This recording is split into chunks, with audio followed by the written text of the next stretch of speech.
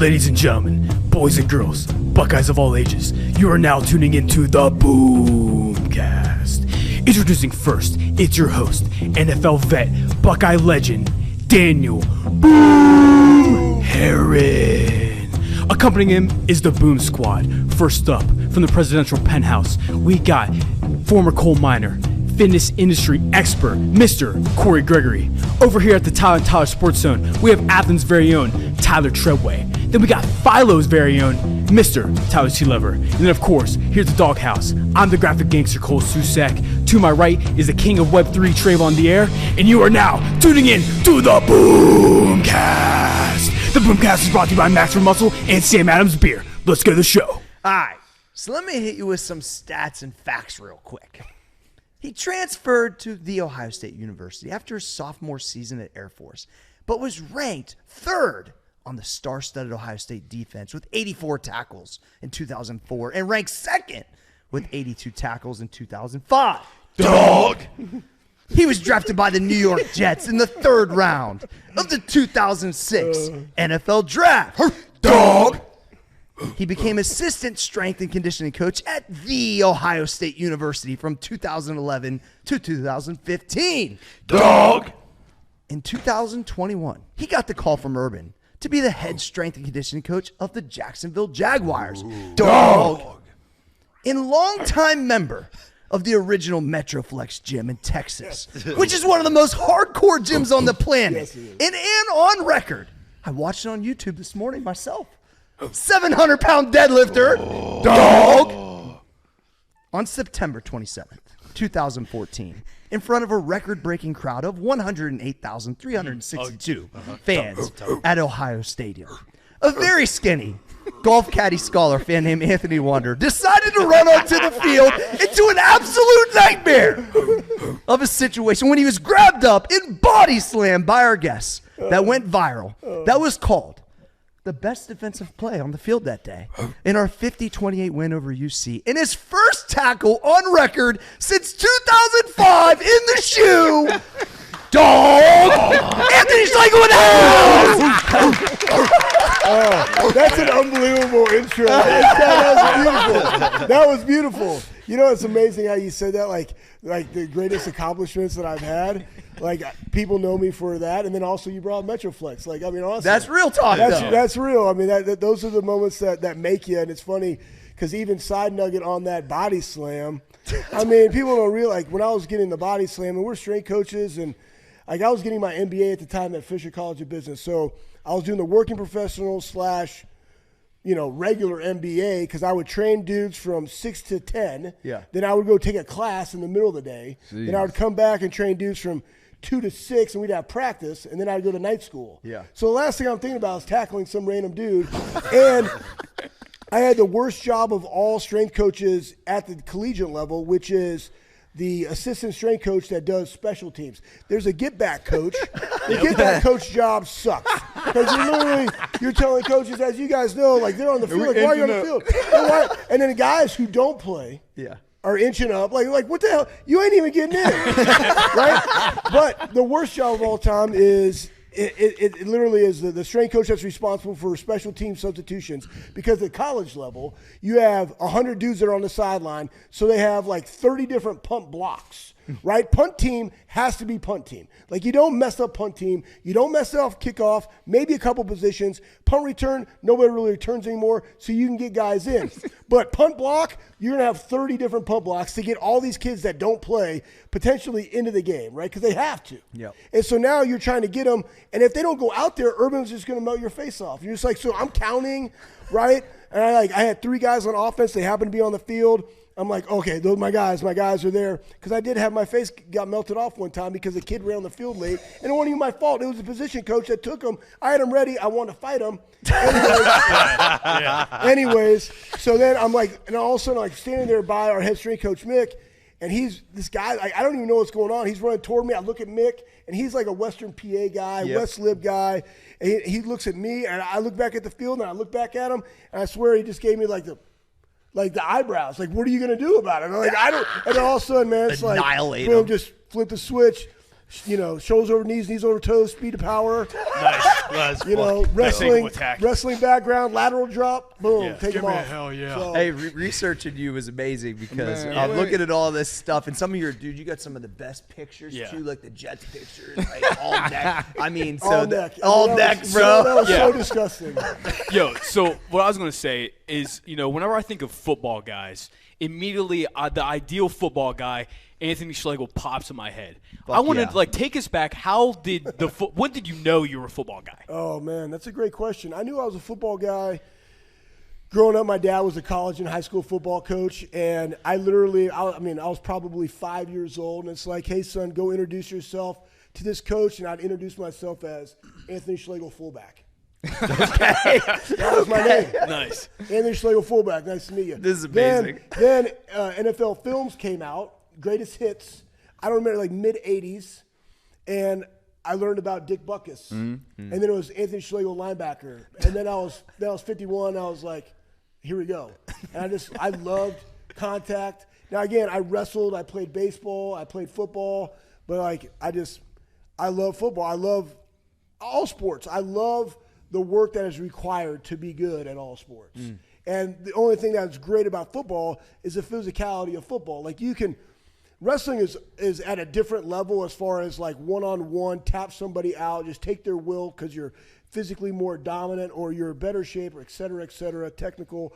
But football, it's team-based, and you can impose your will, contact after contact. And God bless me with a really thick skull.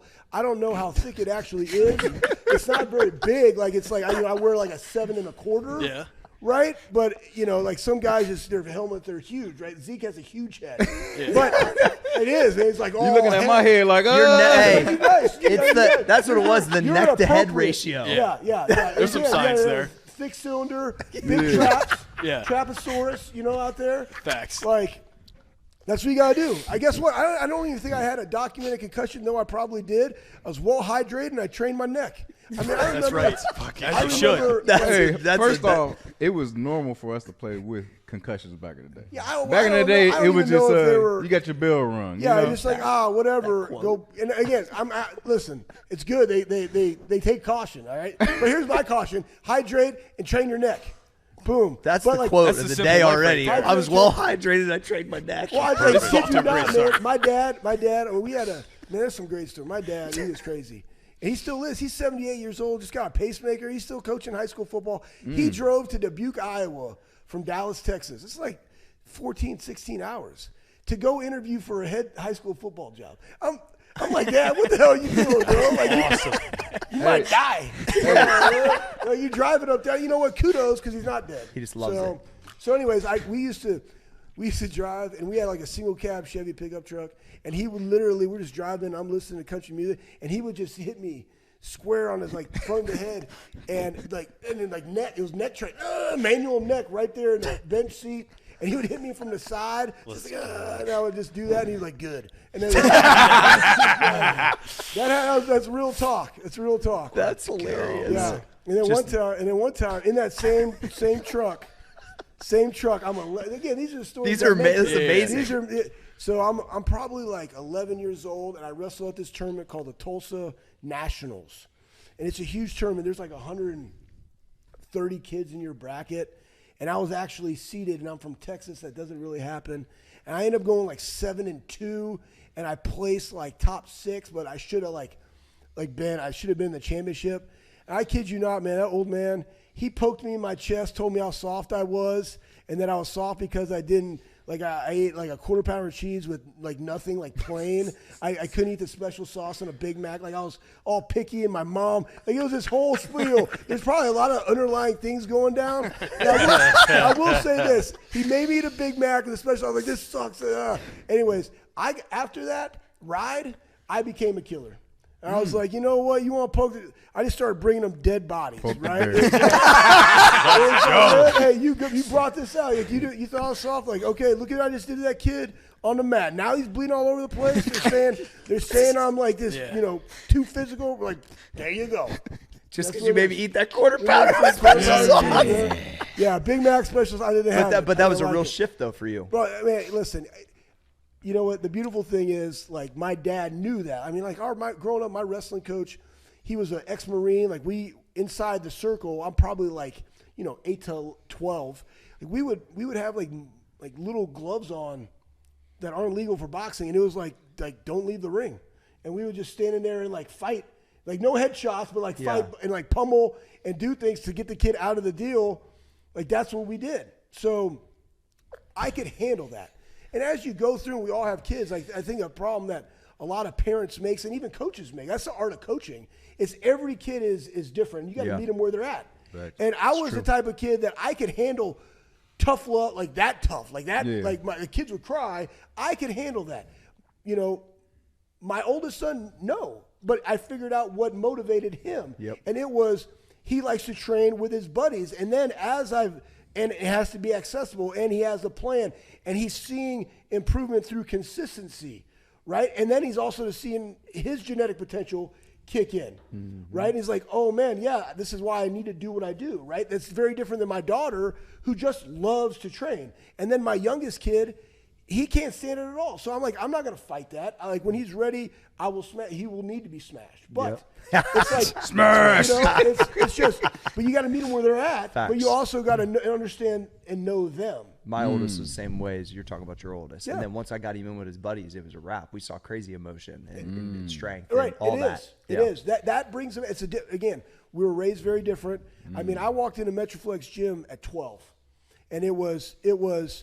Ronnie Coleman. Branch was young. Branch was like a teenager at the time still. But like, these are some of the best bodybuilders that have ever. Right. I mean, I walked in. The strongest. I walked in, and it just happened to be like a weekday. It's like 3 o'clock. Ronnie's like wrapping up, and there's Mother F Tupac music going on. I'm just like, oh my God. I immediately thought Rocky IV. Yeah. Right? Like, this is where I'm supposed to train. And like, look at this guy's back. I mean, it was just enormous. He's 300 pounds. Yeah, he was lean. He's lean. Mr. Olympia, 7-time Mr. Olympia. Yeah.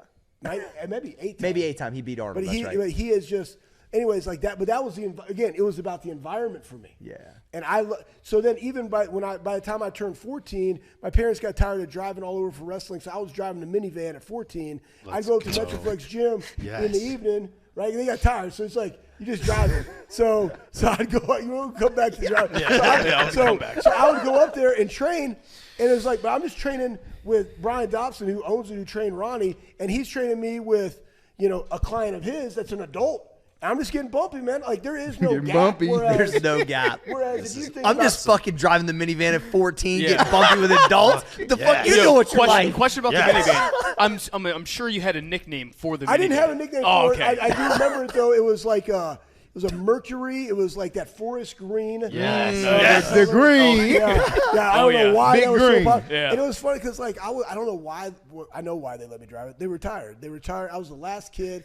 They drove all over the place, travel baseball, travel wrestling, and we didn't have it where we lived. So it was like, you got it. It's on you. I used to drive down the HOV lane, man. I mean, like, I'm 15, 14 years old. I got like a hat on with a coat so I could speed to practice.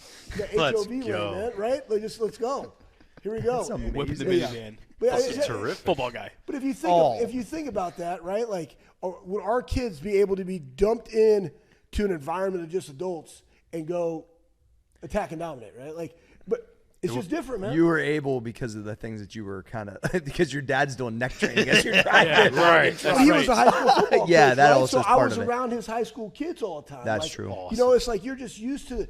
Again, that's why I think it's imperative. Like when we train, like I want my kids to train with me sometimes. I don't like training with them, but they need to see like the effort and intensity, right? It's the attitude and intensity of which you train that produces the results. That's why this gym was so important to get here in this town for my family, in my opinion. They needed to be around that environment that's like you got to put your best foot forward. There's an intensity and an expectation of that kind of hardcore background that's there. That's important. Yeah, you got to go through it. Right, so then when you're called upon in business or in school or whatever, you know that you can do it because you've already done it. You're tested. You've already been tested. And that's, I think, too many times, and this is everybody. I think too many times in all of our professions, people think that there's this magic bullet. We think that there's a magic bullet in strength conditioning, and all I say that because coaches are like, oh, this is the only way to train, right? Or in education, it's this curriculum, or in business, it's this way. At the end of the day, they're all good. It's about the coach and it's about the execution of it that matters, and that culture and that environment in which you're there. Because if you got a dullard of an environment, who gives a shit how you're training? I don't want to train there. Hell no. I will, because I can like push myself through it, but I want to create that environment, that juice, and that's how you get that peer-on-peer accountability, dude-on-dude accountability in our case, right? Because guess what? When they're out there and they're drinking, they're like, hey, like we need to make a better choice to go do this because we're going to freaking get in there and we got to go move some weight tomorrow. So like, we can do this later, but like this is our time. Anyways, it all goes into it, man. That's sweet. I want to. Rambling, I don't know. Hey, no, fucking no, dude. This is fucking. That, by the way. Yeah, well, we got more. I do like colorways that, man. All right, I want to go back to the recruiting. Or let's go high school. If you did, your dad coached you. Yeah. So how was that? So my dad was smart. So MetroFlex Gym, my dad, and again, I was introduced to training. My dad was always in the weeds of training, and God bless him, he has a doctorate. I don't even know how the hell that guy got a doctorate, but he has one. Your dad's a doctor? Yeah, in education, like they've been passing those things out like, Pez back in the day. Hey, can I get one? Can I get one of them doctors over there? Boom, here you go. No, so like my dad, I thought was ahead of his time. Like looking back, we were in like Carrollton, and he had an ankle biter program. So he ran the summer, off-season program, and they were doing like. That's when I first learned. I'm probably like 11 or 12 years old because I'm setting up his cards for his kids, and there was like he was like into like the Bulgarian method, like 18 set. Like he had all this laid out, and he had an ankle biter program, and he was teaching us speed work and agility work and plyometric work, and I'm like, that's how it started. So he was into like Russian and Bulgarian stuff. He was into all that stuff, though I didn't know how deep he actually went. And I like back then coaching, like he coached track, he coached wrestling, he coached baseball. Like he was a Division III baseball coach of the year. I found a trial. Like, this is cool, Dad. But then obviously football and then strength and conditioning. He just knew the importance of strength and conditioning. Yeah. And I appreciate that he would open it up to junior high kids because he understood that if I can train and improve my junior high kids, they're going to stay longer, they're going to perform better, and then when I get them into high school, we can be in the program. Like that's how you start fundamentally. You got to start in the community, right? You got to start with the young kids. You got to build it up. A lot of schools in Texas are really good at the game of football because they do 7-on-7 in the junior high and in Pop Warner, all predicated upon what they run at the high school. Absolutely. And it's just watered down, but it's the same language. So as they move up, they just know it. And like they've been running 7-on-7 in this offense for the last 5 years. Like, no wonder why they're really good. I mean, they got that chemistry with their boys too. Like it all goes into it. So he was kind of ahead of his time, and I just really appreciated his outlook. Anyways, why he didn't coach me? Because then now I'm 14, I'm 15 years old. And again, I'm maturing, I'm adapting to the stimulus of the training, and I'm becoming strong. And I was just naturally strong. You're grown at this point. I'm naturally strong, and my dad did a great job of incentivizing me. He's like, hey, once you can bench those 100-pound dumbbells, I'll go buy you 100-pound dumbbells for the high school. Great. Hey, once you go do this, like I'm going to get you a new trap bar. I'm like, whatever. Let's get bumpy. And I would go do those things. Anyways, we're at MetroFlex, and man, we started having these drag-out fights, because one, I thought he was just stupid because he couldn't count. No, he couldn't. It wasn't he couldn't count. He was adding reps because my weight had improved, right? And so he wanted me to get more stimulus, so he would add reps, and I just wanted to fight him. I'm like, it's what's on the paper. Yeah. So again, side nugget, I don't like cards. I don't like paper because then the kids automatically think like that's the requirement of the day. No, the eye of the coach is like your central nervous system, your 1 rep max can fluctuate 18% on any given day based upon your CNS. So I'm going to tell you exactly what I see. Though those might be the numbers, you got more to take, I'm going to go extract it. But then you also got to recover. That's a different story. But so these fights happen, and that's when he just was like, did one of these things. It was like, Brian Dobson, he's yours. Yeah. He's like, I can't do this anymore. What about from a football standpoint? He always guided me in football, watched football, and he just graded me super strong. Like, man, I just dominated 15 tackles, 20 tackles, C-. I'm like, what? You're like, what, Dad? I mean, I remember one game in college. It was like this night game versus Notre Dame. Just happened to remember it. But I just remember his grade. I had 19 tackles. I mean, I dominated. And they had a kid that was like, I don't know, played in the league for a long time from Notre Dame, and I physically tapped him out. And I wasn't super big at the time because I'm at the academy. I'm about 225. But I would just come downhill and just smash this dude's face in just over and over and over again. You took it personal. I did. And I just wanted him to tap out. I just wanted him to. And anyways, like, we ended up getting beat 21-14 on national TV at the academy, and I think he graded me like a B-. I'm just like, man, I can't take your grading anymore. So like, this, I don't even know. You didn't even watch film. He's like, I watched the film. He's like, I probably got graded a B+.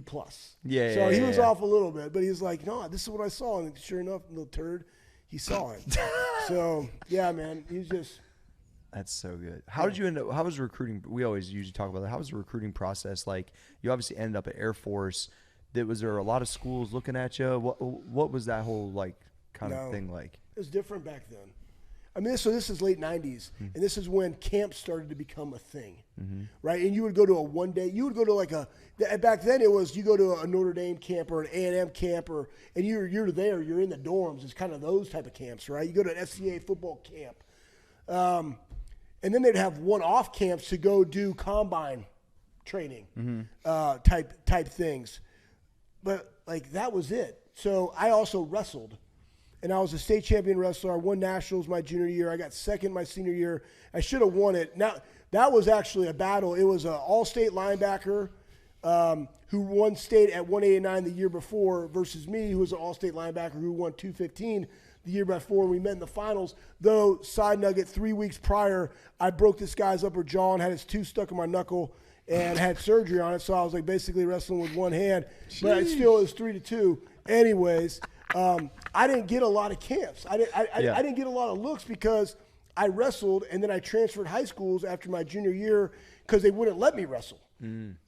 So I went to that school and won state, and then now I flip. I went from DeSoto to Highland Park, and you just move around. You just moved a little bit. So again, I wasn't too worried about it because you just want to go play ball. And I had the academies, and SMU was very bad at that time, and Missouri, who was also very bad at that time. And I was like, I'm going to go to the Air Force Academy. I want to be a combat controller. Let's go. So that was my recruiting process. Okay. Yeah. Very different than it is now with NIL and all those different things. I mean, it was probably different for you. I mean, back in the day, like you said, they didn't have all the scout, the scouting stuff and the JJ Huddle and, all the stuff that you see in we didn't have any of that. Ohio. Did you have to put your tapes on the DVD and send them out? I don't even think I ever sent out tapes. I mean, it was it's. I've always thought if you're good enough, people are going to find you. Right. Yeah. So just go be that dog. Yeah. And another thing. Yeah, but I also agree with people that do that because you don't know. Right. Yeah, facts. You know what I mean? And so, it was just very, very different at the time. And I also believe my dad, even with all of his kids, I think it's also part of being a coach with young people that you also have to be an advocate for them. Yeah. It's why you got to go to the Ohio High School Coaches, clinic. It's why you have to be in your Central Ohio. You got to know, and you got to shake hands with these people that are decision makers, so you can say, hey, and have a relationship because I got a kid. Yeah. Right? Male or female in their sport that could potentially add value to you. And again, I think too, part of that is not everybody is meant to go to Ohio State, but there's Toledo, there's Akron, there's Kent State. It's there's also a lot of self-introspection as a parent. Hey, that kid might be a D2 kid. Yeah. That just because he's a D2 kid doesn't mean he potentially doesn't become a D1 kid. Yeah, facts. I went to the Air Force Academy to then come to Ohio State. And that was never my plan ever. Yeah. But I went from a Mountain West to the Big Ten. So very different, right? So again, where you start is not necessarily where you finish. However, I think you should go in there with the mindset that I'm going to maximize that opportunity, not to take it as a stepping stone, because then you'll be very short-sighted. Yeah. You're going there to maximize yourself and your potential and your team in that situation. And if you do what you do, those opportunities could present themselves. Nugget drop right there. Go be that dog too. Yeah. Talk about the transition from the transfer. Like, how was it back in the day? I mean, obviously, Yeah. Nowadays, you could just up and leave and go to another school like that. Right. Let me tell you something. It was There was no recruiting thing. The story about me getting recruited to Ohio State, I left the Air Force Academy. I just packed my truck up. I drove to Texas A&M because my girlfriend, my wife, we've been dating since we were freshmen in high school. She was at A&M, and I went down there to go I literally just walked into their office and said, hey, I'm leaving the Air Force. And, like, where are you? But, like, by the time I hit, like, Amarillo, I had a bunch of schools calling me to come on their campus. And I didn't want to stay in the state of Texas, so because they didn't recruit me, so I, like, bumped them. So then, again, it's all how it works, right? So I went to South Carolina. Jappy Oliver, who recruited me to the Air Force. Side nugget, when I got recruited to the Air Force Academy, this is no joke, I'm in Highland Park, I was in jail. Shut Okay. I was in jail. Yeah, I got into a fight like a couple weeks prior, and I had a bunch of speeding tickets, and then they arrested me. So this is my teal Camaro with 56 spoke roasters, and I had soldiers on the back. Because Marcus Tubbs, No Limit Soldiers, TRU. Right. Yeah, of course. It was big time ball back then. Yeah, of course. So, I mean, who doesn't have a teal Camaro with 212s in the back South? with soldiers, on their freaking windshield? Anyways, yeah, so Jappy Oliver, who recruited me to Air Force, true reference. he went to South Carolina, and so Mark D'Antonio was the defensive coordinator at Ohio State. This is how it all worked. But anyways, the D coordinator at Air Force, my coach, was D coordinator at South Carolina that recruited Mark D'Antonio. Okay. So I first go to South Carolina because the guy who recruited me to Air Force was now their D-line coach. I look at it, I like it. It was like, man, they got freaking pigs, they got turkey, they got good ball. This is going to be amazing, whatever. Then through the grapevine, D'Antonio's talking to Tressel like, hey, our linebacker all conference, he's leaving. You should look at him. I literally flew up on like a weekday in the winter. Like this is like February.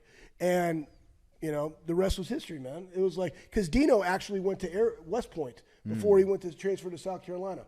Anyways, long story short, Ed Warner was our, you weren't there with Ed. Ed Warner was our offensive line coach at Air Force who recruited Ohio because he went to Mount Union. Who then I worked with at Ohio State, who's now down to FAU, et cetera. But that's just how it worked. And I came up here, I met Tress, and I met AJ. What was that meeting like? Oh man, I mean he was the most similar to a Fisher to Barry, just phenomenal at the relationship. Like the reason I was a little bit late today because I'm talking to Tress because I got another business venture and an idea and I want to just pick his brain, but that's what he does. Tress is unbelievable at the relationship. He loves his guys. He's always there. I automatically picked that up like within the first 5 minutes of meeting him. He cared about you individually, and then I met Bobby and AJ and those guys. I was like, man, these dudes are just like me. They're meatheads. They want to go play hard physical football. Star-studded linebacker core, boy. And again, that's the thing, though. Like, I transferred into a situation that had a lot of studs. Yeah. It was like, just go be a stud. Yeah. Let's go be that dog. That's it, man. Because so those are the two older guys. Who's the younger guys that was there at the same time? Well, they were young at that time. Oh, they were young at that time. They brought me in. And let's not kid ourselves. When I transferred in, like there's a lot of stories that still circulate of Ohio State. my first month there was quite epic. Talk about it. They involved swimming the Olentangy and multiple. Bobby ended up getting his eye socket broken and multiple meetings with Tressel and D'Antonio about how I was brought in to mentor them and I'm doing a very poor job. And kind of leadership. You're the academy guy. They teach at the Air Force Academy, but I matured. So sometimes I was just a bull in a china shop. You leave Air Force Academy and you put me at Ohio State, and it's also why they made me live off campus. I live in Hilliard. I don't live on campus. Can you imagine me? Put your ass out there. Yeah, go out there, right? Because can you imagine just some regular college kids like doing something crazy and I'm trying to sleep? Like I didn't have any governors back then. Nice. Bumpy. All right, let's go to some questions and we'll come back. Trevway.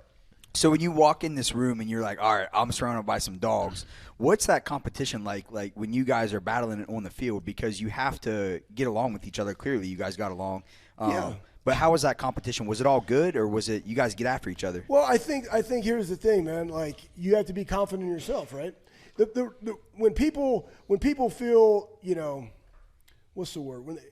When they feel like the competition, or I don't have to be friends with them, or I got to have this mindset. Honestly, in my opinion, you're just not prepared for the situation because I can go into anybody, right? And whether it's business or athletics or training, if you're not prepared, Like you're going to have those insecurities. So Yep. it's not necessarily insecure about them. It's insecure about yourself that you can be, when called upon, you can respond. Like that's it, right? I mean, so in terms of that competition, do you root for that? Like I don't want anything bad to happen for them. I just want to beat them. Right. Yeah. Right? I don't want to be giving it to me. I just want to go earn it. I want to go beat them. And you also got to advocate for yourself too. Like there's nothing wrong with advocating for yourself. I mean, there was times where I would go in and I'm competing against somebody for a position, not necessarily those two because they had different things. And I'm like, hey, I graded out this. I graded out at 90. He graded out at this. He had more calls that allowed him to get more production, though my production is equal. What is the gap, right? And then you got to find it out. But then guess what? Consistency. When called upon, I respond. And then guess what? You just can't buckle when called upon.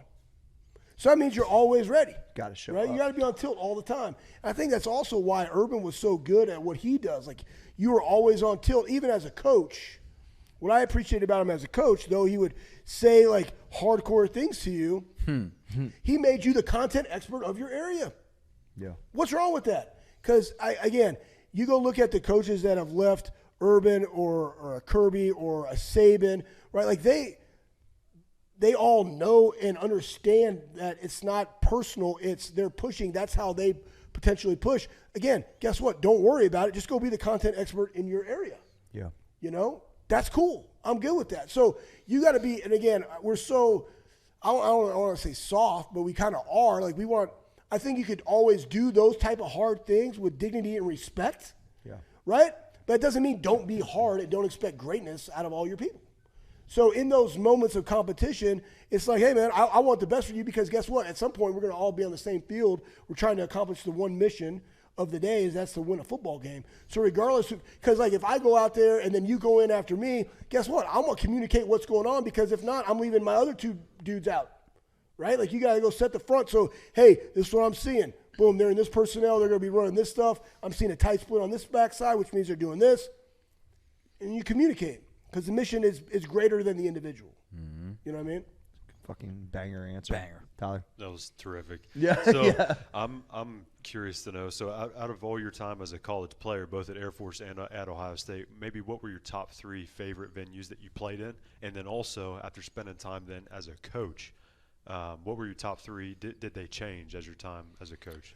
I thought the Air Force Academy venue was really special. 1, it's at an academy. 2, you always had a flyover. 3, you were the underdog all the time. So my wife, because, I mean, we were dating, like she would come up to games, and they loved it, right? And everybody's there, and they're going into the service. So that was a very, very special venue back in the mountains. You know, obviously the shoe, Ohio Stadium, means a lot to me. And then I would say probably my favorite stadium that I played in outside of that would be Penn State. But because we were the first night game, 2005. Got it. And they had a chain link fence. I thought it was amazing. Still should have won that game. We should have won a national championship in 05. We had a squad, but I mean they had a chain link fence that went from their tiny little locker room out, and people were just on there shaking it, throwing stuff on you. I thought, I mean, it was like the Gladiator, right? Yeah. Like that's automatically us. I don't know if you call that romantics, right? Like that just like In who a are you? meathead way it is. Braveheart, Yeah. Gladiator, like that's what we are, right? And you just going through there, and I loved it, man, because I just, you know, they had 177 yards total offense and beat us that game. I That's still remember crazy. those things. Was it special teams like big plays? Yeah, on they special had teams? a turnover for a touchdown, and they ran a kickoff back. Turnover, I think it was a turnover for a touchdown, a turnover to the goal line that they scored on us, but they scored, and then they ran a kickoff back and then kicked the field goal. So, but other than that, it was like we 3-and-out of them the entire second half, and we still got beat. Anyways, one of the best venues. So did they change as a coach? You know, no. Those are still really good. They're still really good. Awesome. Yeah. What about as a pro player? Was there any venues that were cool that you remember? Pro's just different. I mean, I really like Cincinnati. You like the intimate ones. I'm trying to read. I thought Buffalo was great. It's just really small and quaint. And the fan base is kind of similar to a That's what college. it is. Yeah. I mean, again, it's all about the environment. Yeah. You know, so I would probably say Buffalo. Yeah. That's cool. You know, yeah. Great Trevon. question. Yeah. So like when you were in the locker room, like who was one player that you were surrounded by that like you noticed what they were doing, like they were kind of like built different in a way, and you were like, I want to replicate that and kind of put that into like my game or like my mindset on like to be a player or a coach. That's a great point. I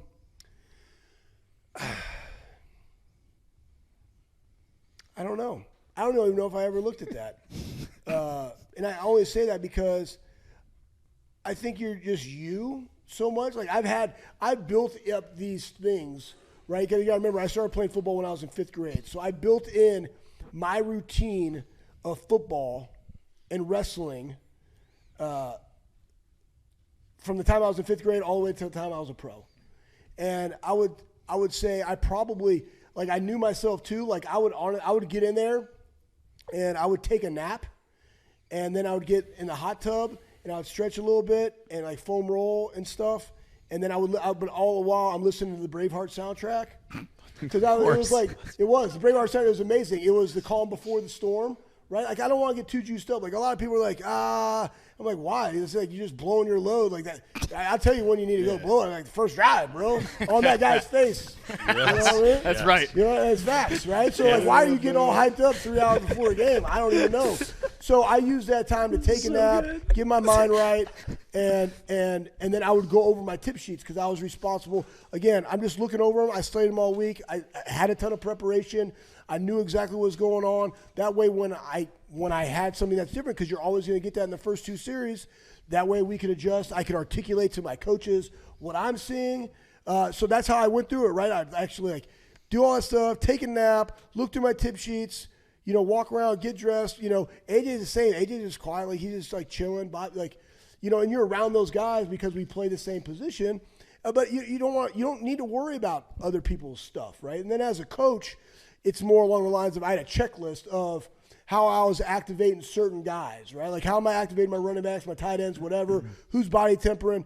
Like these are just checklists, right? Like how are we doing our dynamic this day? And even though I know my dynamic by heart, like it's already there because it might be a little bit different from different positions because they need to get some high speed distance just to like prime it before they even go out to do their run through. So like that's a checklist, and I got times because I'm calling out things. So like that's more of a prep. And I'm locked into what that is versus like I'm, just going through this long, You weren't necessarily emulating anyone else. You're really emulating you. Yeah, I think I just found what worked best. I would say this. It's very similar to getting ready for a lift, right? Everybody's a little different. Some I'm talking like a max effort lift. Some people like don't want to be touched. Some people don't want some people in their priff. Some people like to put their belt on. They like to put their knee wraps on, then their belt. Like I like all my other stuff on before my belt. My belt's like the chin strap for me, right? And then it's like I chalk. It's like I just like the glove deal, and then I go, right? Some people want a back slap. Some people don't. There's an art to the back slap. It really is, right? And where you put it, right? Like I don't need This is all facts. I know. I'm aware. It's like that's a back slap right there. It's bam, it's a pot, and you do it right where I'm putting the bar. Yep. There is no other way. Get right? bumpy, So again, I think just laying out facts out here in the streets today. But all those things, like that's how I've always equated it. Like I've always thought of the weight room. Yep. Again, in terms of baseball, it can be baseball, it can be football. Think about it. Every time I go into that rack, right, it's like stepping into a batter's box. I'm not, because that weight will kill you. Facts. So that fastball will kill you or break ribs. Like so, when I go in there, my mindset is I'm doing work, I'm prepared, I'm locked in. When I get into that rack, I am prepared, I am locked in. Right, that belt, that's just a chin strap, man. I'm ready to go attack that lift with max intent. See, sometimes too many people freaking lift soft. Like you should be moving weight with max intent. Fuck yeah. Yeah. That's it, right? Like why lift weights? Now there's some I understand we're getting the repetition method and we're eccentrics and tempo, and I get that, but like when I'm freaking doing my main deal, I'm freaking doing it as violent mother effer is like my cue. I probably took a little bit. If I took something, I took Yeah Buddy, lightweight, and lightweight mother effer from Branson and Brian Dobson and Ronnie Coleman. I don't say like a peanut because that's specifically a Ronnie. Yeah. And I really can't, but lightweight gotta And show you yeah, the but videos, like those lightweight, like literally, I deadlifted 620 like this. Like my day yesterday was I woke up and I played golf with Ebner. Yep, amazing. Down in Pickaway County. Then I went to my farm and I mowed my entire farm. And then I came up and I hadn't worked out in a hot minute. I was like, man, I want to do some legs. So I did some really heavy banded, like 2 reds and 225 for like a triple, feeling good. Then I deadlifted 617.5 conventional, and I hadn't done that in a while, but I'm wearing this. Like I'm literally I look just like this. I had a different T-shirt on, and I had a belt, side nugget, and then I did some Hatfield squats, right? To some like, 600 for 5, and then I dropped it down, did a drop set, felt good, and some heavy RDLs, and then guess what? I had to go, man. Like dude, that sounds like a hell of a day. I would have done more. No, but then I wasn't done because then I went to my shop, and I freaking slung some striking machines to the Falcons. And balanced my books. And then I drove back to the farm and ate some Chipotle. And Dude, that's a full day. Sounds like a fucking dream, bro. It sounds like a meathead paradise. I feel amazing. Dude, that's I feel amazing. All right, Yeah, cool. this is a great great on that, segue. Reese. So, this is fucking this is Cool. juiced up. But, whenever people think of Ohio State linebackers, they're notorious for always having great linebackers. And you think about all the players, and it's hard not to point out the fucking trio of you, General Bob, and AJ. So I'm just very curious because, whenever I was like in 3rd grade, I'm looking up to you guys. I wore number 50 because AJ, you guys are the studs, top tier. Tell us and give us a story about just how savage you guys were. Whether it's like, who was the most savage or any stories that come out in the weight room or in the game. I mean, guys, listen, there's so many stories. And I would say this. It was as far as like a trio, I don't know of anyone any better. We were very blessed. And again, like I was blessed to be, that's where competition breeds excellence. I mean, Bobby, we pushed AJ. AJ pushed Bobby. Bobby pushed me. I pushed AJ. Like that's what it was, right? And we loved that. We did our combine training together because we knew each other. And we also were like, and we would go to our own places to pick up nuggets. Like I wanted to pick up a nugget about how to do the 3-cone drill, the pro shuttle. Hey, they went to do something about the start, and we had Butch, right? We had all these different components. We were like, man, we could train ourselves. Like, what are we talking about? I don't got to go somewhere because we knew that. Butch was the track guy. Yeah, Butch was the track guy. Yeah, gold medalist, man. So anyway, we did that. Like we trained.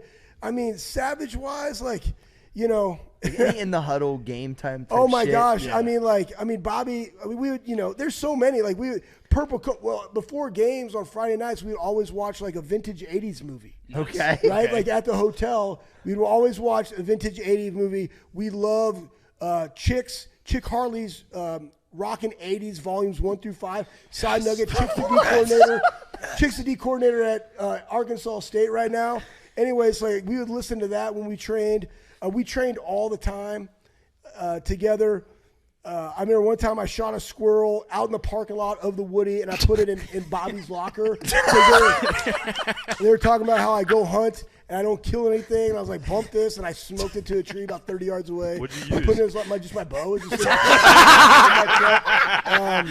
I remember one time, like I'd be in there and I tore my MCL like at practice. This is a Wednesday practice, and I tore my MCL, and I like mother after everybody's like went off the field. I practiced Thursday. I played 6 games with it. I was like bump it, but like I was iced up, and they're like I'm washing my hair, and I come down, I look down, and they're like peeing on my leg, like in the shower. You know what I mean? I'm like, oh, you think that's funny? Cool. So then I just pissed in a cup and I put it on their locker, and then that way when they flip it up, they get on their clothes, right? Like that's what you do, right? Or that is what you do. Or together you get around because you had Luke Fickell, the head football coach at Wisconsin. God love me, sent us a pic of all of us together, and oh my goodness! I mean, it was just so comical. Like we listened to Fick just rip Bobby. Like, how do you allow him to do this? I'm like, he's a grown man. I mean, he's back there like turning on Journey while he's coaching, reading Bucknuts, and then side nugget. As soon as Fick would raise the projector screen, there would just be like these penis wars all over his boards, right? And we would draw dongs and inappropriate things. On people's chin straps or on my face before a final, right? I mean, like, there's just all these things that we. You guys were having a fucking blast. We had a great time. We look back at it. I mean, we were just at a golf outing, and I kid you not, like, AJ pulls out this Peter putter, and I was like, what is it? It really was a Peter's putter. This guy's being dudes. And I'm like, we had Nate Ebner and John Simon behind us, and we just got done with a par 3. I knew they couldn't miss it, so I put in like a really big hog in this sand trap. You know what I mean? Like, it's just stuff that you do, man. I'm 42 years that's old. a football guy thing. And that's comical for us. It might not be comical for some, but I'm not trying to be comical to you. Honest question. So, but you guys are like the leaders of the defense. Like, how the hell was like Tress like responding to you guys just being I like was this? thinking the same. Yeah. Like, was he loving it basically? Well, Tress was the best. I mean, God, see, like that's why. And again, if there's one, Tress met you where you were, right? And then guided you. You know what I mean? Like that was what he did. Tress was all about like putting the right people in front of that individual that they needed. And we had class checkers like Bobby Mansfield, and you had Stan Jefferson and all these guys that just had a high give a shit factor for us as people, and athletes in action and all these guys. And that really helped mold you because he knew that if they're around and they're good people, you're going to gravitate to them because they're all about you and the relationship and not necessarily what they could get from you, right? They're there to serve you. And so, like, that was why he was so great. And, again, why guys can always go back and pick his brain at 42, 20 years removed from him and say, what do you think about this? Because I also want to add value. Like, whatever you need, coach, wherever you're at, let me know, right? But that's how he handled it, man. And I guarantee you, best story, like I've never heard Tress cuss, until 2005 Penn State game. And this is kind of comical too because back then we were on buses. Yeah. And we were flying to Penn State, and we had to land at some random airport because of the weather. And so we had buses. And it's amazing because seniors in the front bus got to pick the movies, and we're watching Boondock Saints. And then part of it was, I don't know if the girl was deceased or she was passed out, but there's just a huge tit just on the screen at this moment. And there's Jim Tressel and Ellen Tressel in the front row. And he's got his jacket on. And it's like, I'm like, I wonder if he's even looking at what's going on. Because that's kind of awkward because it's Tress. He's like a parent, right? Yeah, it's like a parent watching this. Anyways, Bobby's back there. He hasn't eaten because, again, it was a long day, stuff you couldn't necessarily plan for. Just because the bus driver got stuck, couldn't get out of the airport. We got an hour-and-a-half drive to our facility at Happy Valley at this really crappy Ramada. You stayed there. Anyways, Tress gets up, walks back to the back. I see him. I'm like, Bob, boom. He gets up, boom. Just looking the other direction, and he's like, Bobby, shut. He's like, for everybody on this bus, please shut the F up, And he's like, I'm like, he just said that. Bobby got him to cuss. Oh my gosh. We're just like, me and AJ just like, that's big time. Oh, it was amazing. I mean, again, those are relationships, and James and Marcus were our freshmen. And then now you're seeing what they're doing at Notre Dame and what James is doing here now back at Ohio State as the linebacker coach. Like, they're phenomenal, man. And they get it, right? And so, and it's kind of funny. James actually rolls in to a very similar situation because he has, senior linebackers in Steele and Tommy, right? Yeah. But it was funny because James told us yesterday at the golf outing, he was like, yeah, when you guys left, Fick told me and Free, he's like, that ain't happening again. He's like, whatever they did last year, that ain't happening. The wieners on the wieners everywhere. It's over. Right. It's over. Yo, Wangers on the chalkboard. So I was actually going to ask. One of my questions was about what with Laurinaitis going into linebackers. Like, what's your expectations? Like, what do you think is first off, I think that they're going to absolutely love him, which that's automatic. Yeah. He's so in tune with the game. He's so in tune as a player as to what – here's the thing. It's a deadly combination when you have a coach that played the game but that also knows scheme, X's and O's, and how to communicate that to players because that in and of itself is different. You have coaches that know scheme but can't communicate. You have people that can communicate but don't know scheme and they maybe play. Like that's the unicorn. Because I played for coaches that played at a really elite level, but were trash coaches, right? And you can have people that are really, really strong, but they're trash strength and conditioning. Like, just because you lift a lot of weight doesn't mean you're a good coach. Yeah, facts. Right? So there's a lot to it, but the tradition, too, on top of oh, yeah, him but and he's Brian good at both. He's good at all of them. Now, take how he was able to recruit at Notre Dame to another level here at Ohio State. The sky's going to be the limit. And here's the most important thing, and you and I touched on this, I think, last time, or we were talking side convo, but James knows exactly what success is for James. Success for James is I don't have to go be a head football coach at some school to have success. My success is living where my feet are in the present, being a linebacker coach at Ohio State. He's got 3 girls, his wife, they live in UA. He's like, this is success for me. I can be at my alma mater, coaching these dudes at a high level, impacting their lives in our community. That's fantastic. Staying yoked, I don't too. have to be, well, finally. He finally started eating because he was like 109. I was like, bro, you look terrible. You need to go. And again, granted, to his point, like, he's had a lot of knee surgeries, and I understand not being able to squat super heavy, but like, you know, do some TKEs or get some, you know, BFRs on those things and like get some quad pump on there. I ran into him when he was still at Notre Dame. Him and some of the staff was out running when they played against Ohio State. Why are you running? And so I hollered at him real quick, and he did look a little bit leaner. Yeah, just feed yourself iron, bro. Nobody, honestly. What's man. your favorite? What's the quote that you always talk about? Feed me. yourself iron, then Feed slay me. the beast. Oh yeah, man. Yeah, it was like, I don't even know. Slay your selfish beast. I think that's what it was. Yeah.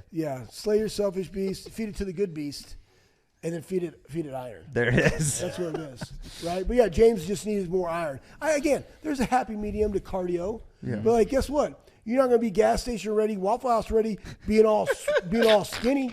Facts. Yeah. I mean, first off, you want to eat an all-American with 2 extra freaking waffles on there, drenched in syrup. You better be able to freaking attack and dominate while also being able to go pile drive somebody onto a table. That's facts. Real. Can't do that if you just run 10Ks. That's right. Yeah. Hey. All right. So This motherfucker is on it today, boy. But also, you gotta have a thick neck. Like, all goes back. Everything in life comes back to whether your neck first is off, thick or like not. you said, the jaw. I mean, you know, I learned this very early from Adolfo Flores, and I was trying to gain weight in high school. My dad's feed me Ensure, you got to gain weight, and he's like, hey man, the less you chew, the more you can eat. I'm like, that's a great point. You know what I mean? But you also like have to be able to hold your head up, and I'm just shoveling food in there. Facts. And again, neck training. Hydration, neck training. Yeah. So question for all the young linebackers out there who want to be Anthony Schlegel, they want to have a thick neck. You know, you, Laurinaitis, General Bob, all those guys, thick necks. What's your top 3 neck exercises? Manual neck, obviously. I like all. You can do band. Me growing up, I had my own neck harness. Yep. And it just had, like, my dad would never allow me to put anything but, like, plates and quarters. So it was like if I made a jump, it was just super freaking heavy. And then that with tempo, side, I would do side ISO holds because hard to do a side with that neck harness. And forward, I would just do, like, honestly, straight up old school, like, head on a cinder block. Like, I didn't even need a towel. It's like I was training my skull to be tougher. So ISO holds on a concrete wall, and then neck harness. Like that's just old school. And then I would say probably like traps. Like you got to have traps. So heavy shrugs. I'm in. Barbell or dumbbell? Oh no, barbell. Barbell. Yeah. Now again, I like a variation. Like we talk about conjugate. Like I like changing it up, spicing it up, different positions. Hey. But different shrug positions. Dumbbells are fine. But I mean, like sometimes just pure unadulterated. And everybody's like, "Oh, you got to be so perfect. You got to go hold it." Fucking well, sometimes slang it. your body just needs to feel the steel and eat weight. So yeah, let's go slap on 800-pound shrugs. I'll use straps. I'll belt up. And we'll go do it. And guess what? I might move it that much. My body doesn't know. It's all about how you attack it, right? Attack and dominate. Look, my body like, my body's like, hey. You didn't That's get right, that though. all the way up to your ears with a 3-second negative. He didn't say that to me. Dude. He just said, feed me more. Right? They just keep coming. That's what it says. They just keep That's coming. what it says. They probably now, after all that, it probably, as I've gotten older, says, hey, Schlegs, Is this your neck talking to you? This is my body. This is my body. Is your My neck body's veins. talking to me. It's like, hey, listen, maybe we need some body tempering after, before this workout to get you right because you killed it. Or, hey, maybe you need to go, do this, and we need some more mobility work. Like, I can honestly say as I've gotten older, I do significantly more mobility work. My warm-ups are significantly longer, and I love body tempering. Again, if I'm just in my own gym, body tempering to me is my favorite pre-lift. I love it. But again, I'm going to make sure I warm up all those body parts before I go because like back in the day, I used to roll into like a leg day at MetroFlex Gym. I would literally roll in and it would be like, we would do like 50, 40, 30, 20, 10, and then 100 on like a leg curl machine. Yeah, yep. A leg extension machine. And then we squat. Then we go squats. Then we go to another squat. Then we go to safety, like a belt squat. Then we go to like the lying down leg press like that to a hack squat to then super heavy RDL, super like repetitions of hamstring leg curls, single leg curls. And then I'd be done. It's an hour. And then we pull sleds. And it's like we did all of that within an hour and a half with no AC. And you're just like, and that's why they were so rocked up. That's why they were so rocked Like, they didn't do conditioning. Why would you condition when the gym's 100 degrees? Yeah. And you're training that hard at that intensity, But again, you got to recover. So I say all that. You got to eat. Eat big, sleep big, train big to get big. Boom. Dude, there's Life so many nuggets. Boom. Go Hey ahead. man, you still hunting the divorce? No. I used to. So I used to hunt wild pigs with dogs and a knife. That was probably up to. Let's Whoa, fucking with go. a knife? Let's Yeah, I fucking knew the knife. Y'all ain't know, huh? No. Yeah, I used to hunt. I mean, Hey, growing hold up- on. We used to pull up to the Woody, bro. We have 6 a.m. workouts. He'd have his truck out there. You just see this thing just laying in the back of the truck. And we like, Slay.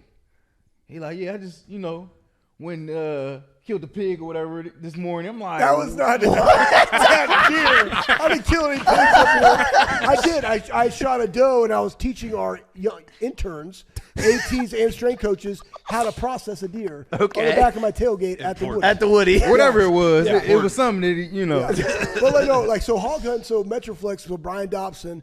So I'm 16 now, and I would clean up the gym. He had hog dogs Okay. behind the gym. And he drove like this. I remember like it was yesterday because these are the things that impact you in your life. But he drove like a Dodge extended cab. I think it was kind of purplish looking. And he had like this 6-bay like dog box that was welded that sat in the back. Anyways, he was like, "Hey, you want to go hog hunt?" I'm like, I've been waiting for him to ask me to go hog hunt.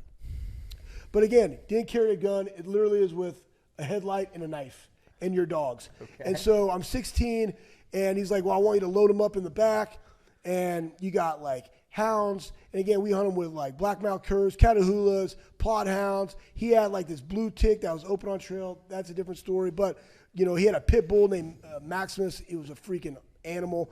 Anyways, you call them all up. I put them in the thing. And then I'm 16, me and this 37-year-old would drive 2.5 hours to East Texas. Okay. To like 2,000 acres that he had permission to hunt on. We would drop these dogs. And freaking at night, no headlight on because you didn't want to spook any of the pigs. And we would chase pigs. And he's like, oh, they're over there. And then we'd go over there. And then literally when they got it bayed, you cut the catch dog loose, from about 25, 30 yards away, put it on you, and then turn your headlight on because you didn't want to run. And then you would sprint in there. That pit bull hits it on the ear, or an American bulldog or a Catahoula Dogo mix or whatever. They'd hit it on the ear like a Mike linebacker, and then you would just run in there, grab it, flip it over, and stab it. What? Yeah. What? Yo. So that was like my 16. So I did that, and it's in the heat of Texas. So at night, that's when you can hunt them. So I'd be out there, no shirt on, briars, like you literally look like you came out of a knife fight. Yeah. And I would roll up to school like that. Like people were Yes. like, "What is going on?" It was amazing. I thought it was the coolest thing of all time. I did I mean, until I I got know- poison ivy and all those cuts, and that sucked. Hey, But that's all I could think about when I seen you tackle that dude. yeah, I'm like, hog dogging. yeah. Hey, first thing that came to my mind, I'm like, dude must not know what you used to do. No, that's why I said he ran out to a nightmare. Right. We've lived a lot of lives. That's when I was writing this, I was thinking this dude ran into the worst case scenario. Yes. Yep. Yeah, man, hog dog. And then when I had my own pack, like I used to kill or catch like 100 to 150 a year. It was awesome, man. Like, and then we would go to MetroFlex and we'd pull out. We had like a dip bar or a pull-up bar for like hanging crunches, and we would take the clips off and some of the chains, extra chains for like cable, and we would hang up the pig on that outside and skin it and throw it on the smoker, and then we go eat and we go lift, and then the little Vietnamese next door would come over and get the skull and the hide and like take it, like boom, it was amazing, man. It was the best.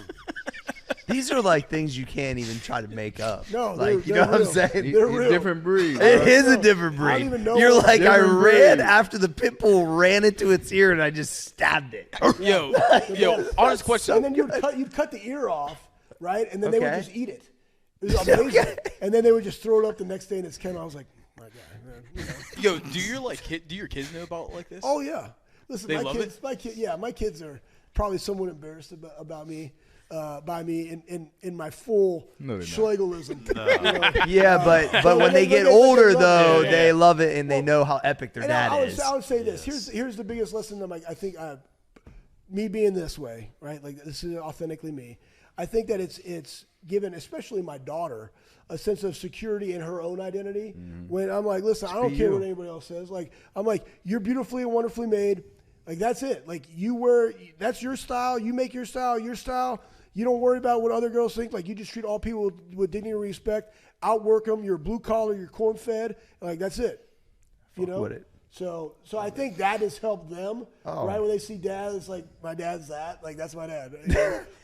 Well, dude, when you can display authenticity, we talk about it all the time about that's the cheat code. Yes. And when that's what they see, because your kids do what they see, not what you tell them. Right. And so at the end of the day, they see that this everyone loves my dad because he's this way, because like we're laughing our ass off this whole time. Like if you try to be someone else, like you ain't as interesting, bro. Right. And when people start to realize that, I think that really opens up a lot. So as a parent, if you can do that, which is hard for a lot of people to do, I think it's super important. I try to do the same thing. You got to be real. I mean, we talk to my kid. I am very transparent about all decisions that we make, where we are with everything, because they need to know that. I mean, when they get married, conversations about money are critical. When we're having a serious talk, my wife and I'll loop them in once we came to a conclusion, because they need to know. Like, this is how adults in a marriage, right? Like communicate to each other. Yeah. You know what I mean? Like that's it. That's how it goes. That's good.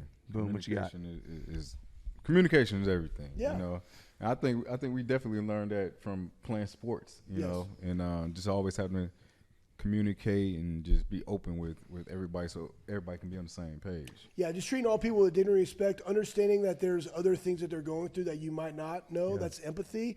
I mean, we were in the locker room, but football is a great microcosm. I'd say baseball even, because now it's more international. I'm sorry, I'm just wrangling coach in here. But, like, it's a microcosm because you have people from different countries, right? So you learn that there might be things that are down the rabbit hole that you as a team captain or leader don't necessarily know about, right? And so that's why you talk to their position. Is there something going on with him that I don't know? Yes, it's this. Okay, now I know how to approach that, right? Like those are soft skills. And I also think that's what Tress's emotional intelligence is so high. It's elite. Yeah. It's at an elite level. And again, I think he passed a lot of that down to his players. Yeah. You know, just how he presented himself. And so we are good at that. That's something you have to work on constantly. And here's the thing. They're more valuable than me. I am a servant to them. That's hard in today's society, that we put others before ourselves, right? Yeah. I mean, that's faith-based, but like that's the reality of the situation if you want to have that type of impact, which he did. Yeah. Obviously, you've had the opportunity. I mean, you transitioned from playing top college football, going to the pros. You had the opportunity to be a strength coach. Kind of talk about that transition from going from Ohio State, going to the Jags. Like, how was it? Yeah, I mean, you know, here's the thing. College or pros, it doesn't matter. Guys want to be trained. It's becoming the same value proposition. As a matter of fact, I think it is the same value proposition, and the proposition is this: to maximize your value and extend your career. Like that was, again, we're in business, right? So when I'm going through and I was talking to our guys, I was like, my job is to maximize your value and extend your career. Because again, there's very different people. You have a guy that's a 10-year vet. You have a guy that's a scout team, like practice squad guy. Right. Okay, how does that look? Well, I need to make sure that you can play 17 games and get your bonus. Yeah. Right. I need to make sure that I keep you healthy. Yeah. Right. I need to make sure I look at the training load that you have, not only from strength coaches, we got to go get mine. We got to get mine. No, you got to look at the other external factors of stress on their body from practice, right? And it may even be something that's going on in their home life that you have to take into consideration, right? But again, my mission is to maximize your value and extend your career, so you go again get a year 11 and 12 and make more money for your family. But that practice squad guy, it's the same thing, but it's like, hey, when called upon, I need you to be able to respond so that you can get a paycheck that week, right? And get activated and potentially get a contract to be on the team. So I'm not only having to develop you during the season because we got you for a limited window and still create gains because you're not playing, right? But I got to make sure that you're healthy enough so that when you are called upon, you can go. And that's like, hey, I'm looking at the catapult. I'm looking at all these different things because they're just running the crap out of them into the ground. Well, how do I mitigate some of that high-speed distance or curb certain things that I might have to do in my training for him, right? But also bring those on the back end to where I can give him that dose later when he's recovered and fresh, right? Because your body can only improve from what you can recover from. So I might be like, hey, this guy is freaking blown out. I know he's shot float tank. This is what you're doing. Hey, I'm a dry needle. You got this, you're dry needling, go. Hey, you got this, hey, I need a contrast. Let's get some Normatec. Let's get some tempering before practice. Boom. You set up that regimen for that individual person.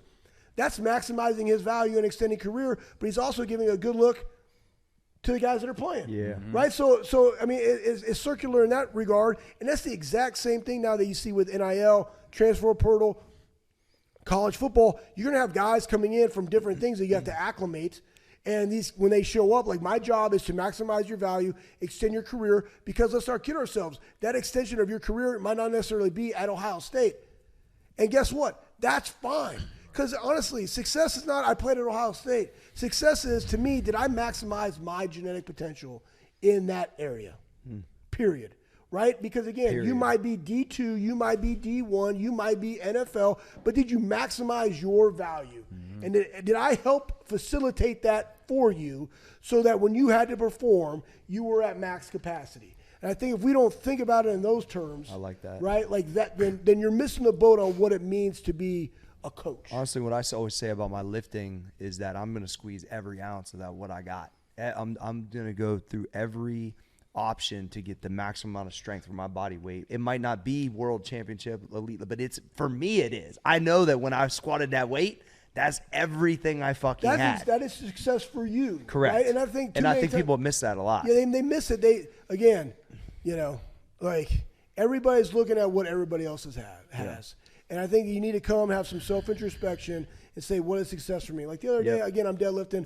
I was like, man, I haven't deadlifted conventional in a long time. I've been training very violent. I do a lot of, I would say I do a lot of sub-maximal max effort because I'm using a lot of tendos and velocity-based training because I know for me and the way that I'm traveling that when I go do that, I will be crushed and I won't be able to do something. So I'm moving weights at 0.4 to 0.5. I stay in that guardrail. Those still really heavy. Yeah. Okay?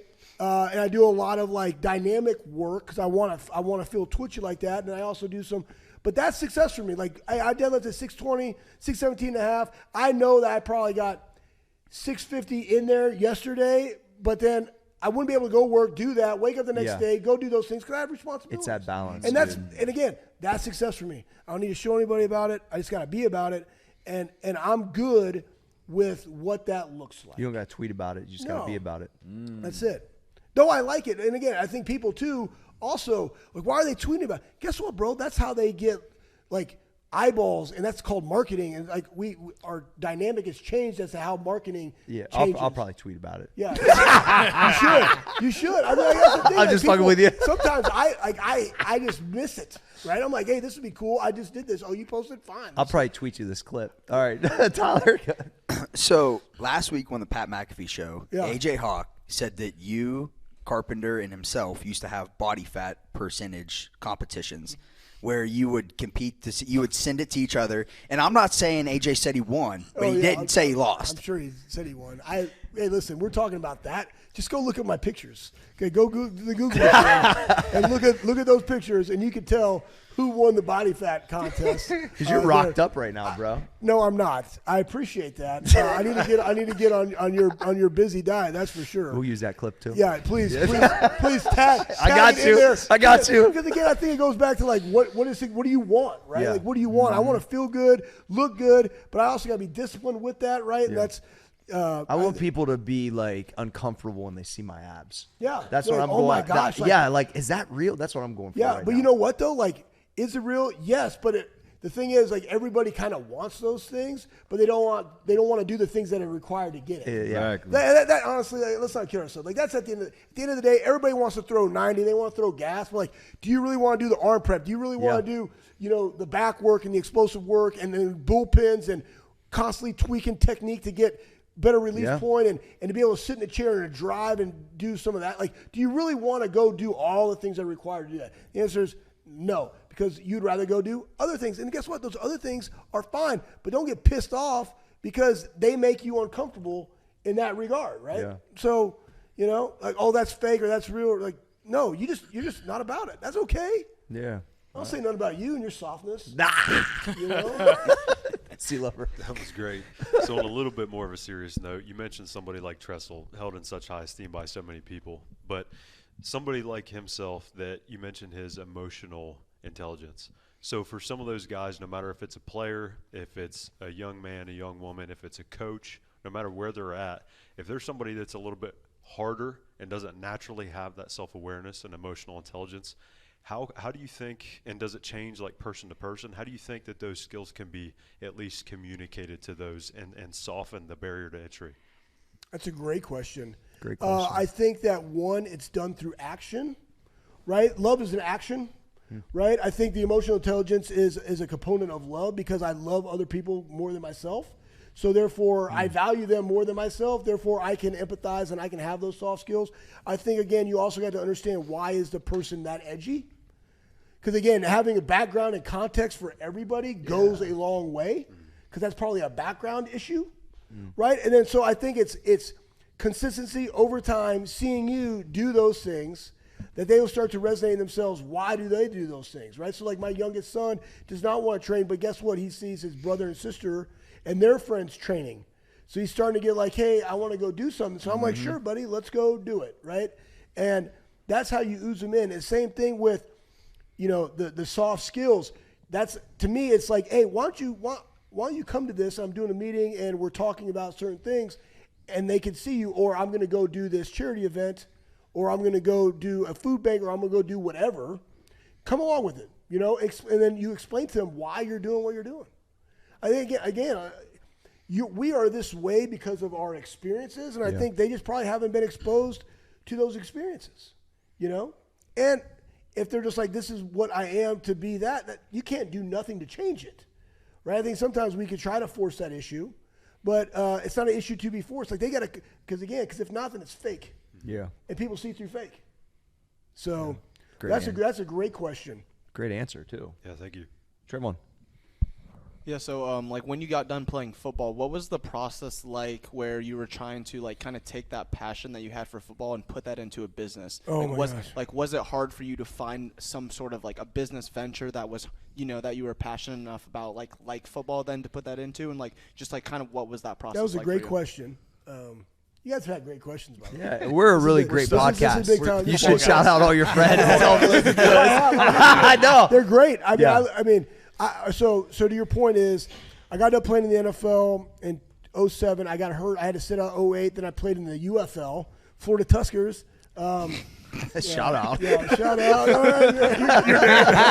But, their mascot was a wild boar. I was like, this is of course it was. Very fitting. Yeah, very fitting. So anyways, in the league, like, guys struggle year 0 to 5 finding an identity because your identity has been in ball for so long. Very fast. And so 2009, I started training high school kids at MetroFlex.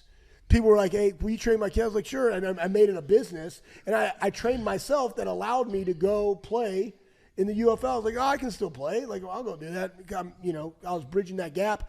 And so I put myself into that. So I was training 75 kids a day at MetroFlex, just no AC. But it was a 2-hour That's program. sick. We ran them. It was awesome. Yeah. And then I got the call from Tress to go be a strength coach. That kind of set up my passion. I think the biggest thing is you got to go find out what you're passionate about, but also then what you're good at. And that's just been, for me, it's been, a maturation process over now, I would say decades, or at least a decade and a half, where it's like, man, I'm really good at coaching. I love strength and conditioning. To then that took me to Ohio State. That took me to associate director. That took me to getting an MBA because I saw the college landscape, the strength and conditioning landscape, going from a meathead strength coach to really the COO of Ohio State football and all the things that are entail in that, because you're marketing to your players, you're marketing to coaches, your program, you're marketing to staff to come work for you in your program. You're doing finances of a budget, right? You have operations and logistics. You have all these different things. So I wanted to go get skills in that, but I also learned that those skills translate and carry over into the business sector at a really high level. And I'm also creative. So then I invented the striking machine that, like, I had no clue what it was at the time. I knew that it solved a problem. And then I decided to get out of coaching and actually drop my sack and attack, as I like to say. And I was like, I'm just going to make a business out of nothing. And I have. It's my favorite part. Yeah, drop your sack and attack. Yeah. And so that's a great quote. So now, there's so many. We're 8 years into that, and we got 27 NFL teams. We got 120 plus Division I colleges. We're in hundreds and hundreds of high schools. Now it's like, how do you scale it? What's the next thing?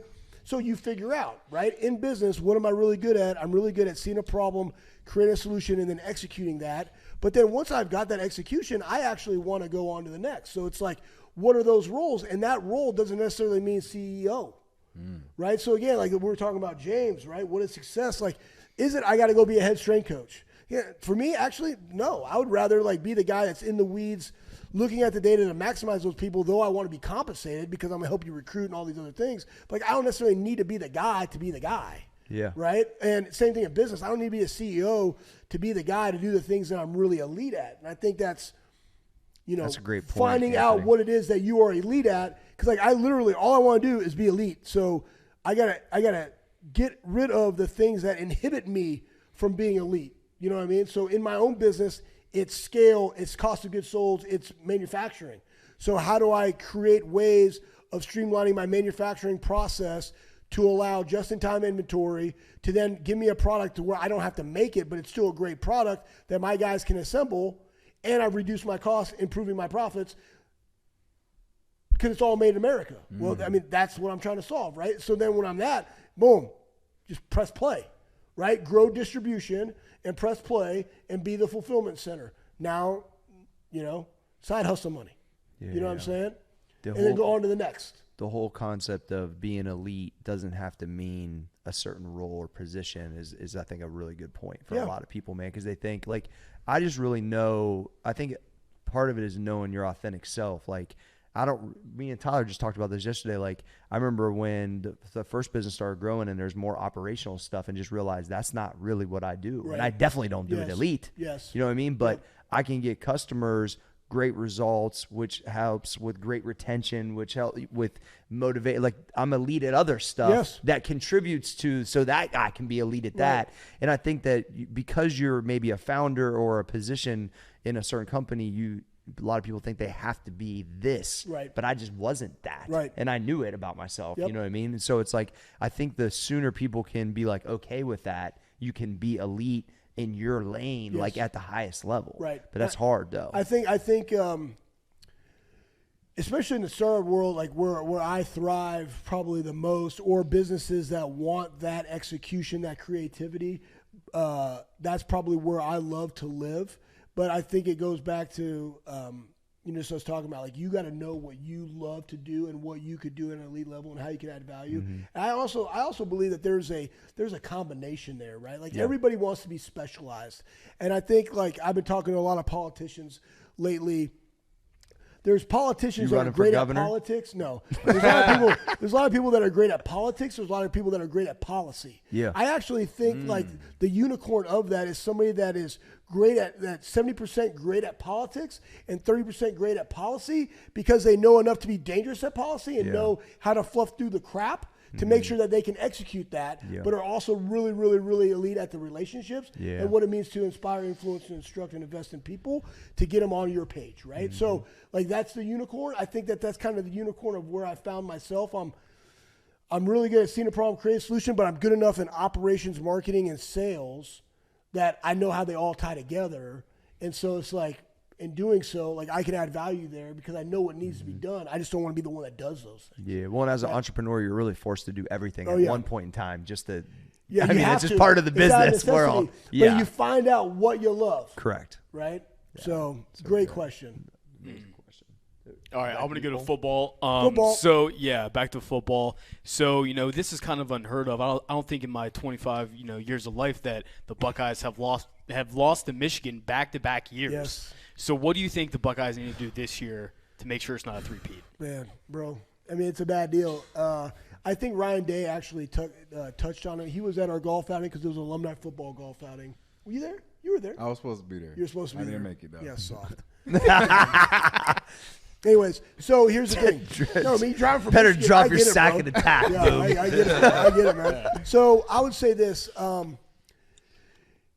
think he knows in that game last year. I mean, there was a very different. It was a very different team from the Michigan game to the Georgia game. 100%. And honestly, like, you play like that in the game, like, you're fine. I think we played tight to play not to lose. He saw that. I think there were some things that happened through emotion, right, that put us behind the eight ball. And I think that there was a lack of communication, which goes back to the defense. Like, I mean, how is that guy that wide open? Like, where is – and that's why I think James coming on will help really add value as to – I think Jim Knowles – the thing I love about Jim is that Jim has a system. When we were here, our system was D'Antonio to Haycock to Fickle. All that stemmed from Saban at Michigan State. So everybody, like, it all stemmed from that over front whatever package that then, transitioned over time, but same principles, right? And when you play the same thing over and over and over again, you get really, really elite at it, right? Be elite at the fundamentals. Iowa, their defense always one of the best in the country. Why? They run field 8 all day. That's all they do. Man-match zone, hardcore, don't let them beat you deep, like, make them earn everything, And so I think that Knowles' defense having a system, I like it. Now it is the guys to execute it and understand the why behind all of it. Second year with great communicators like James now in the building, I think it will help tremendously. Yeah. But it also goes into, why be so, risky, right? Like, hey, man, 9 minutes to go versus Georgia, you're up 11, make them earn the entire field. And again, I know guys made a mistake on the defense or whatever. It gave them a touchdown in like 30 seconds. Don't make that call. Just freaking make them earn it, right? Like, be your best versus our best, make them earn it. And again, today's defense, it's different than when we played. The offenses are better. At the end of the day, the offenses are better because, again, all sports, pace, space, and angles, putting elite athletes with skill in space on lesser athletes. That's the goal. That of all sports. Say that again. Pace, space, and angles. Okay. Yeah. Yep. Right? I mean, you think about pitching, right? It's the pace, right? Boom. I might not be like your son, my son, they're throwing like, low 80s or whatever. It's like, guess what? Who cares? If your changeup works, you got a curveball, you got a slider, then all of a sudden you throw a high fastball. That fastball just became a lot faster. Correct. Right? And movement. It's Greg right? Maddux, baby. Pace, space, and angles, right? And so, so again, lacrosse, all these things, wrestling, it's pace, space, and angles. So again, I think it's knowing that, right, and how that's changed. I think that James will really help facilitate. Because if he can't communicate it or he doesn't understand the why, I think he will. I mean, he's emboldened now that he's back as his alma mater, right? Like, I was just, no, what are we doing? I just think also having James and Brian, man, both two young alphas. Exactly. Like, how does that not contribute to the next championship? It's also got to be important that they are Buckeyes. Yeah, no doubt. Yeah. Like, if there is one school that I think it's imperative that those guys are in the building, I think it's here. Yeah. Because if there's the one thing that we've set ourselves apart of, it's the brotherhood. Yeah. It's Ohio State, right? And the hardest thing that we're going through now, it's also why I think it's super important to be consistent in your head coach that embraces it and understands it. Yeah. Because you're also recruiting nationally. So we have to win Ohio. Yes. We talked about that. We a have few to win times. Ohio, but then we also have to develop Ohio, which is why we need more spring football. Spring football practices don't impact baseball or lacrosse. Coaches, if you have baseball or lacrosse players and they want to go to practice, let them go to practice. It's not going to do nothing. Just communicate. Be smart. Hey, you're pitching today. You're a quarterback. You're pitching tomorrow. Like, let's not. Hey, coach, can he not go? Like, I got him pitching, or can he just warm up and then just go through the motions? Kenny Guyton style, right in the back end. Because that's still preparation, right? I can get mental reps as well. So he doesn't have to be out there. So like. All those things come into the point of we need more development in the state of Ohio of our kids through spring football. All right, 2, nationally, when you go get kids, now I'm from Texas, but I drank the Kool-Aid.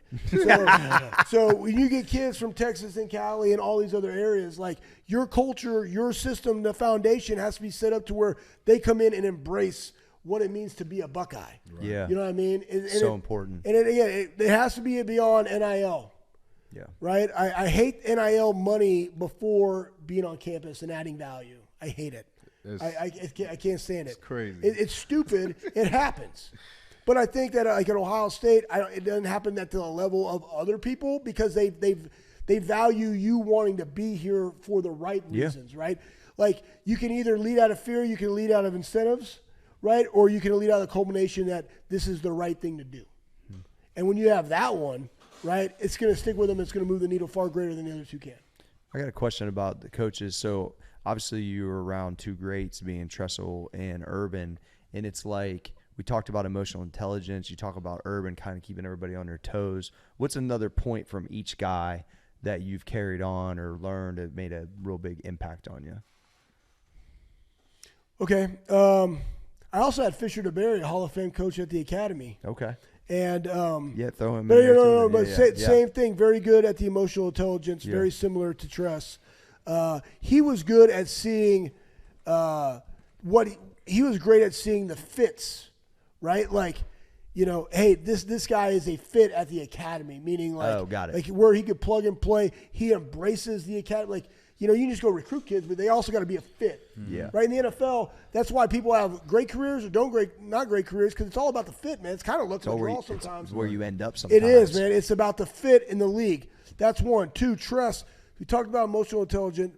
I think Tress was great at, and we said the relationship, but Tress, part of all that is he was into the weeds, right? I think he was a micromanager in regards to this. He was the spoke of the wheel. He wanted to touch everybody because he wanted you to feel like he cared about you, right? Because he actually does. Because he actually does, right? Yep. So he had a hand in the offense. He understood the defense, but he had different levels of engagement and all in the weight room and certain things. But he was the spoke, right, of everything. And he was the go-to guy. Like if you want, like that was he wanted to embrace it all. I think Urban, and I love that about him. Yeah, I love it about him. And then Urban, I think that Urban's ability to maximize you and that toughness, right, on you. Like I was talking to Ryan Stamper, who's with the Jaguars. He's still there. He just got promoted. I mean, he was on a contract. They're going to flip him over. He wants to be a GM. They believe that he could be a GM in the NFL. Yeah. He's like, bro, he's like, people can't believe that I've only been in the league for 3 years and I'm able to do all this stuff. I was like, I'll tell you why. Urban Effin Meyer. He got you prepared. His middle name is F. Yeah. I don't know what it is, but it is Urban F. Meyer. Anyways, why? Because you had to go get it done. He just knew that he trusted you. You had no choice. You just had to go be elite at it. So we just worked our absolute ass off to go be the best at it. And in doing so, we can do anything, right? So I think that, and he was always, what they all had in common was they all deeply cared about the player. Like it was player first. The reason he was so hard on his coaches because you need to prepare my players, right? Tress cared about us, and it was like, I care about you individually as a person, right? I care about what you fit into our defense or offensive scheme. But more importantly, I know that will be impacted because of how much I care about you as a man. Right? I think it's kind of simultaneously the same thing with Fisher, and that was more of a military thing. You talked about kind of personalities and things you could handle as a kid. It's almost like the same with Urban. Like, he wears people out. Some people can't deal with it, but in your case, like, you thrive in that because you're like, step up, expectation, deliver, call on me, I'm here, put the light on, let's ride. Yeah. And so a lot of people, they ain't about that. So it's like, I think the guys that he does take to that next level, it's because they're built that way, and so they thrive in that environment. Yeah, they're willing to adapt and say, I'm going to own it and go about it. And that's what it comes down to. Yep, absolutely. I love it. Boom. I mean, you've done so many different things, man. A Honestly, lot. Yeah, honestly. We've I mean, coaching. You got the strike thing going on. Man. Just kind of talk about how important it is to have great relationships and connections with just all these different people. Yeah, I mean, I think, one, it goes back to being authentic as to why I have them in the first place, my relationships with them, because, again, I just want to maximize them. Like, the only reason I started selling this product is because I believe that it could help you train your kids to get better at striking, which is what is needed in football. Like, that's it. Like, again, it goes back to the theory of marginal gains. 5,000 reps a year of striking is going to make you better. Yeah. But those relationships happen because I wanted to serve first. Right. Right? And so, therefore, I'm adding a product that's a very, very easy sale. And then what it does is, you have a question, you have a problem. I mean, I got coaches that are in the high school level that talk to me about training all the time. I'm not going to, like, give them a program, but, like, I want to give feedback as to what they want to do because they need to own it themselves. So I just think it's important to say, like, hey, I'm here to serve you. I want to add value to this relationship. Where a lot of people want to just take. Right. You know what I mean? So that's the thing, man. Energy vampires, like, boom, gone. Vampires. Right. So, but I want to add value to you. You want to add value to me. That's a great relationship, and everybody can be impacted. But guess what? When I come down to the next one, and I think that there's synergies between them, or I see, like, what I'm working on with this heroic game day and game-based learning for kids K through 6, I see it, right? Like, I see how we can get kids to read better because it's the same model. Yep. Right? Like, kids reading, it takes parents, it takes teachers, it takes we've got to meet them where they are. And so if they're in gaming, then let's meet them where they are. Again, why? Extra reps. It's the extra reps. Like, you remember we talked about football, like, you can't be elite in 20 hours a week. Right. It's the extra reps. So if you want to get extra reps and be a great reader, then you need to get them however we can get them, right? And too many times, like I think we talked about, everybody thinks there's that magic bullet. It's not. It's the accumulation of tools and resources that might that might affect that kid. But if it moved the needle for just one, it's worth it. Yeah. You know what I'm saying? So that's how we always got to be thinking. But having those relationships allow you then to go back, plant the flag, I believe in this, and now we can go execute. You know what I mean? Because it's been validated through my peoples. Also, the relationships are built with giving and adding value without expectation. And at the end of the day, you've done that so well with working with us too. Like, always trying to connect Troway with coaches. Always trying to, hey, Tony's got some protein they need. It's like, and you're the one that's initiating that, and that's just how you operate. So it's like, then if you do need anything, there ain't no one that's saying no. Right. They're jumping. Oh shit, Schleg actually needs us to help him. Of course we'll help him. You know what I mean? But that's the reality of how you just live life, which I'm not sure where you learned that from or how it came from, but like, that's the way to operate. But a lot of people think it's got to be take first. Yeah. The reality is my entire career changed when I gave first. I gave the information to try to make people better in the workouts. What came back to me was more people paying attention and wanting to purchase and support what I had going on. It's still the same way. But the reality is, if I didn't do that first, the other part never happens. No. So, everybody's trying to, like, how can I get paid for this? It's like, that's not it, man.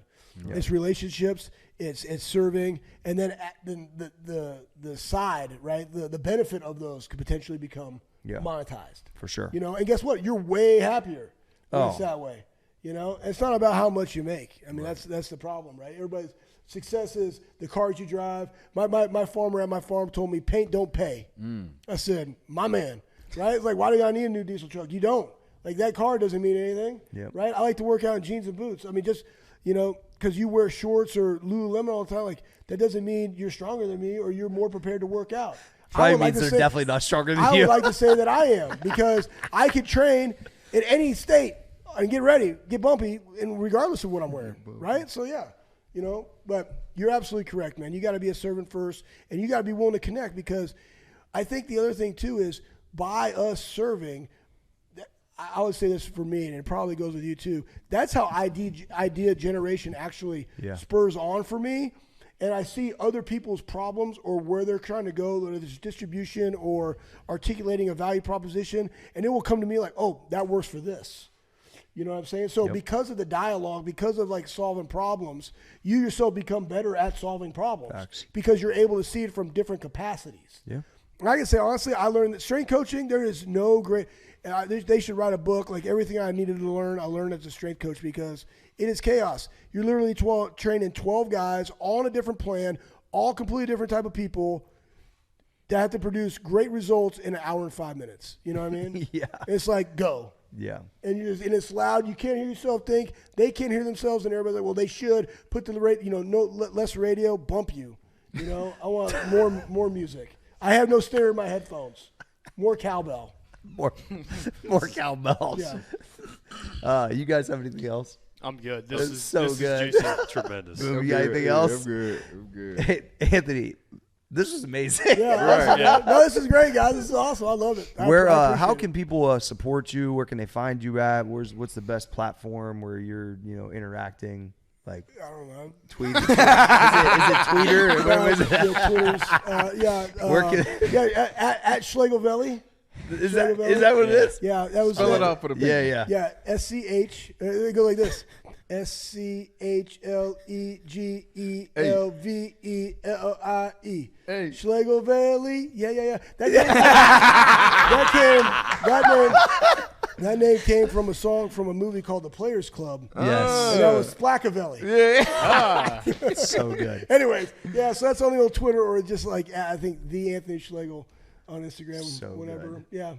Well, I'm your boy, Corey G. That's the Boom Squad over there. That Appreciate is Boom it, guys. Herron. Anthony Schlegel, we appreciate you. We are out.